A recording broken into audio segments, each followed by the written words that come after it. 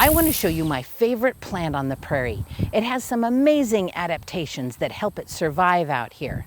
Remember, adaptations are things that living organisms have or ways they act that help them survive in their habitat. We're going to walk into the prairie here, so hold your hands up just a little bit to keep the grasses and flowers from hitting you in the face. Follow me.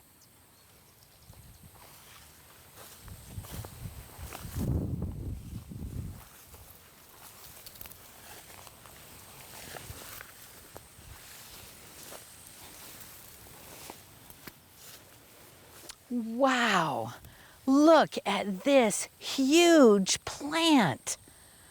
Isn't this amazing? Now, prairies are pretty hot and dry places a lot of the year. So, what kind of adaptations do you think this plant might have to help it live in a hot, dry place? Take a close look at it, and I'll give you a clue. It has something to do with the leaves. Yeah, do you see that? There's water in these leaves that have collected where the leaves come together and meet on the sides. If you could name this plant, what would you call it? This plant whose leaves cup together around the stem of the plant. Now, if you said cup plant, you're right. This is a cup plant, and it also has square stems, which is really cool. So if you see a cup plant or any plant out on the prairie, feel the stem. You don't usually find square stems on plants. The other thing that this cup plant has, and has to do with the leaves too, is the leaves are very, very thick and super rough when you touch them. Being thick and rough also helps this plant hold moisture inside it so that it doesn't dry out as quickly out here on the prairie. Andrea, that's so cool. And look what's happening over here. These grasses and plants are blowing in the wind. You can see how flexible these tall grasses are. They can get blown almost all the way down to the ground and bounce right back up. It's usually windy out on the prairie, and these grasses have adapted to withstand really strong winds and blow around. Wind also helps these prairie plants disperse their seeds. Take a look at this. Down here, I have a milkweed pod. Milkweed is an important plant, and their seeds can travel by blowing in the wind. You might be able to tell that attached to the brown seed here is this white fluffy stuff. That allows the seed to fly and blow across the prairie and travel farther than if it were just to drop on the ground. So milkweed seeds get dispersed by blowing in the wind. So fluffy hairs on seeds can help those seeds be carried way across the prairie so those prairie plants can grow in other places. Many prairie plants have fluffy seeds, and there's always wind, so that's helpful for those plants. Can you think of some other ways now that some seeds might be able to be dispersed across the prairie? Something else on me, if you guys have noticed. I have these seeds that are attached to my shirt. I can pull them off. It's almost like Velcro. There's tiny little hairs on here that are really hard to see with just our eye, but that's what helps them attach to our clothing, but more importantly, other animals. So as animals like bison move across the prairie, or deer, badgers, they will pick up these little seeds on their fur. Eventually the animal might pick them off, or they just naturally drop off, and now that animal has spread those seeds. We call these seeds hitchhikers because they hitchhike a ride on the animals or the people that walk by them, and after they're attached to us, they fall on the ground somewhere else. These seeds are from a plant called the tick trefoil. There's other plants that are Velcro-y too that are out here on the prairie. Animals also help disperse seeds by eating the seeds out here, or eating the fruit that the seeds are inside. So if you guys have ever cut open an apple, you might have noticed that the seeds in the apple, and you try not to eat those.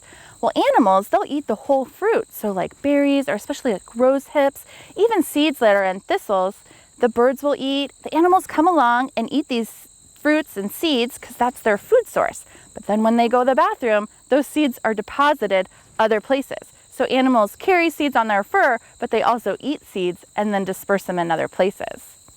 So a few other ways that seeds are dispersed out on the prairie, besides wind, maybe the most common, hitchhikers, the seeds that stick to you, and animals eating them, we also have seeds that just drop to the ground.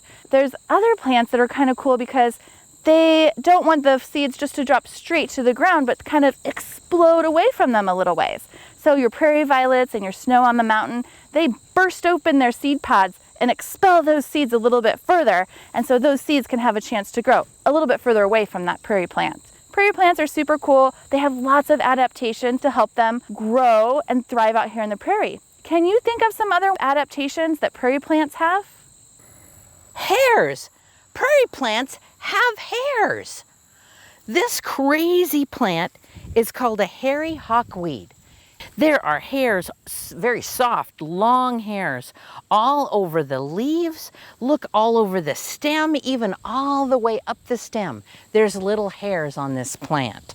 Hawkweed isn't the only hairy plant on the prairie. Milkweed is very soft, especially on the bottom. If you feel it, it's very velvety.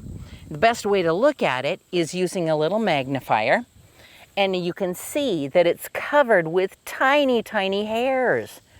And not just the leaves, but the stems of prairie plants are also covered with hairs. This little sunflower has very rough leaves, which are also hairs. So its hairs are a little stiffer and more pointy. So why would plants have hairs on them? What could be the purpose of the hairs? How could they be helpful to the plant? Well, one of the things that hairs provide for a plant is actually shade. It's really sunny out here. And even though these hairs are really tiny and some of them are really short, it provides just that little bit of shade to help protect the plant from drying out. And also because it's providing some shade, it's protecting the plant from UV radiation. Who else needs protection from UV radiation? You and me. I'm covered with sunscreen today.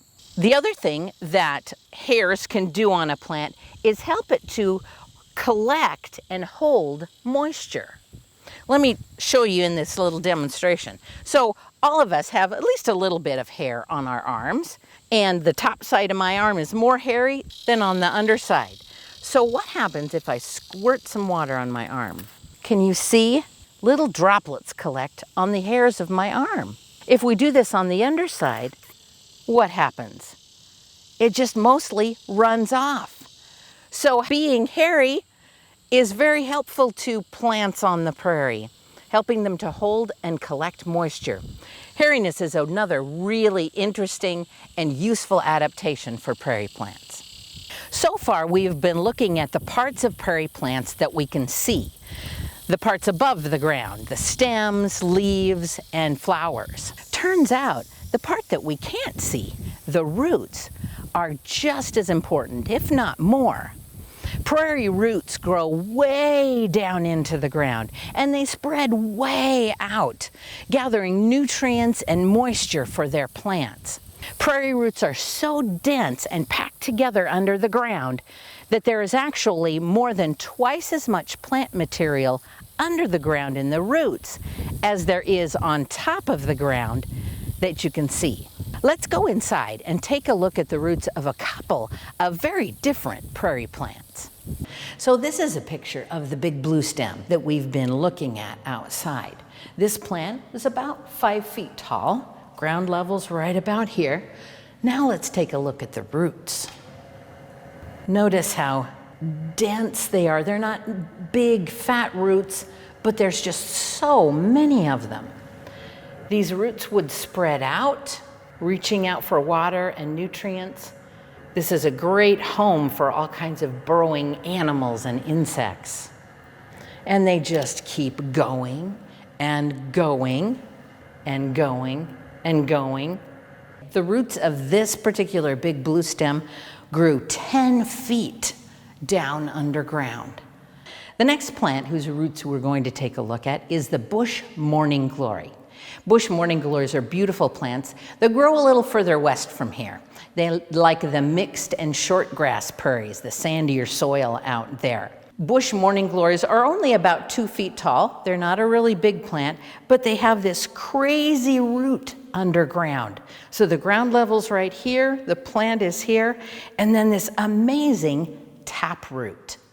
This root can grow up to 4 feet long and weigh 40 pounds. It's very thick and fibrous. Native Americans would eat this taproot. Can you think of a taproot that you eat?